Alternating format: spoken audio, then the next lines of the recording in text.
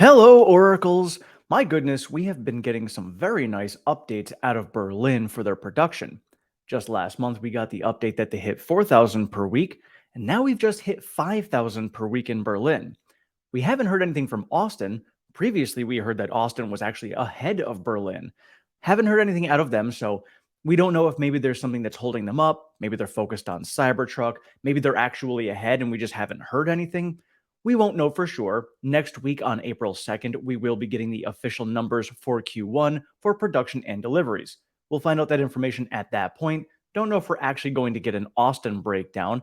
Either way, we'll get the full numbers and hopefully be able to dissect where we are when it comes to Austin as well.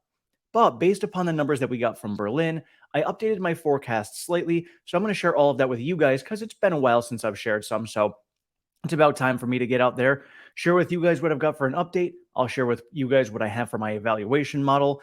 I've been updating that slightly, nothing deep in depth for the valuation model as far as major changes there. Still waiting for the end of Q1 to see kind of where we're at with margins. I still have them coming in with 25% margins for the year, so we'll take a look and see where we're at with that. But anyway, let's dive into the production numbers that I've got right now.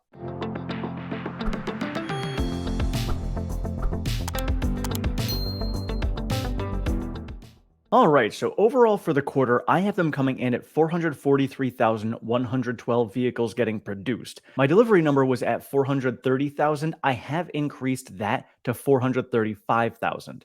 So 435,000 for deliveries and 443,112 for production. So to break it down by factory, I have Fremont doing 142,400, Shanghai at 216,772, Austin at 39,060, and then Berlin at 44,880. So here for the month of March, I did increase the numbers based upon the, of course, forecast that we saw with them ramping up much quicker than expected. So with that, I then forecast out for the rest of the year that ramp continuing as well. I do have them hitting about 7,000 vehicles per week by the end of the year. That might be conservative based upon how quick they've been ramping now. That might be very conservative. So overall for the year, I have Tesla producing 2,065,552 vehicles. And for me, for those of you guys who have been following me for a while, know that when it comes to my valuation model, everything starts from production. So as far as I'm concerned, Tesla is going to sell every single vehicle they produce. It may just not fall in the quarter that they produce it. So I will have production numbers and then factor in my deliveries based upon those production numbers, and then everything just trickles down from there. And so when we're looking at my production and deliveries, so again, I have that 2 million vehicles getting produced for the year, and my deliveries are coming in at 1.96 million. So again, I think they may have to do a few more price cuts as well just to make this happen. But we talked about it all last year. When it comes to Tesla and their deliveries, it's going to be the pricing power. They have that pricing power. They can go up or down on prices as need be to be able to control the demand as they want it to be. This is their luxury. So, sure, they may take a hit in some of the margins along the way to make that happen, but that's exactly why they have these big margins. Nobody else has the ability to fluctuate prices like this as much as Tesla does and still maintain margins over 20%. Now, again, still here, I have them at 25% margins for the year. And then my price target for the end of the year based upon this, again, macro is so uncertain right now. Anything can happen. We may be in a bull run swing if the Fed pauses. We may be crashing. So many unknowns. I have them at $239.85. So basically $240 at the end of the year for a stock price with a PE ratio of 45. And so again, everybody who is a member or patron, you guys will get to see all of my production forecast updates as I do them. I try to do them, I was doing them weekly, but Tesla hadn't really been giving us any updated information. So not many changes going on. So when I get more pertinent information that does require me to take a look at it, like we got from Berlin, I updated my forecast accordingly, and then we'll take a look at this going forward. Now, one other thing that I did as well is I looked out 2 years and I said, well, if Berlin after 1 year has now hit 5,000 vehicles per week, where is Mexico going to be at? Chances are, with a new generation platform, it's going to be a slow ramp. They're going to have a lot of bugs to work out, just like they did with Model 3.